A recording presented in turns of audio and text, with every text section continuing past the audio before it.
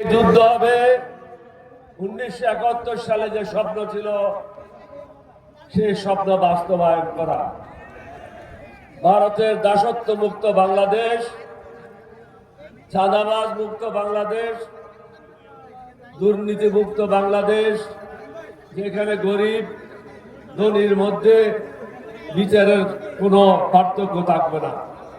এখন একটা বড় লোক থানায় গেলে তাকে আদরের সম্বর্ধনা জানিয়ে ভিতরে নেওয়া হয়, গরিবকে বাইরে রাখা হয়, কারণ সমাজে ইনসাফ নাই।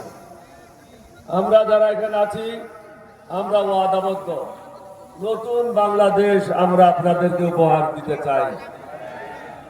সমগ্র জাতিকে চিন্তা করতে হবে। আজকে যারা আমাদের বিরুদ্ধে আছে তারা দিল্লি সেবা দাস হিসাবে নিজকে পরিচিত করেছে।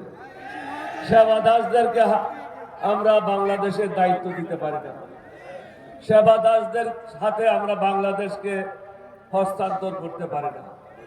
তাদের হাত থেকে দেশকে যে কোনো উপায়ে মুক্ত করতে হবে। মুক্ত করার একমাত্র উপায় হলো, আপনারা শুনেছেন বিএনপির মহাসচিব বলেছিল এই অগাস্টের মুভমেন্ট যেটা হয়েছে এটাতে আমাদের কোনো অংশগ্রহণ ছিল না। এটা তারই কথা, আমার কথা না। তাহলে বিএনপি এখন যে অবস্থায় আছে এটা তারা চায় নাই, তারা হাসিনাকে চেয়েছিল। আর আপনারা 1400-র উপরে শহীদ হয়ে নতুন বাংলাদেশের স্বপ্ন দেখেছিলেন। সেই স্বপ্ন বাস্তবায়ন করার জন্য প্রয়োজন ইনসাফের সমাজ।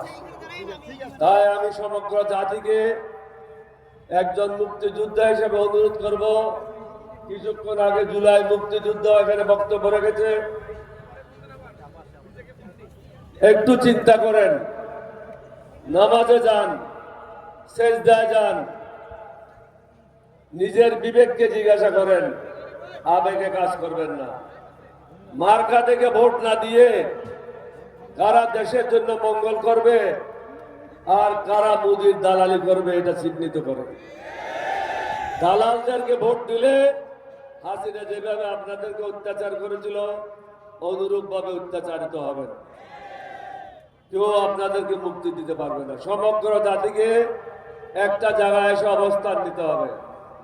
আজকে যে 11 দলীয় ঐক্য জোট গঠিত হয়েছে, 11 দলীয় ঐক্য জোটের প্রার্থীরা যে যেখানে আছে তাদেরকে ভোট দিতে হবে।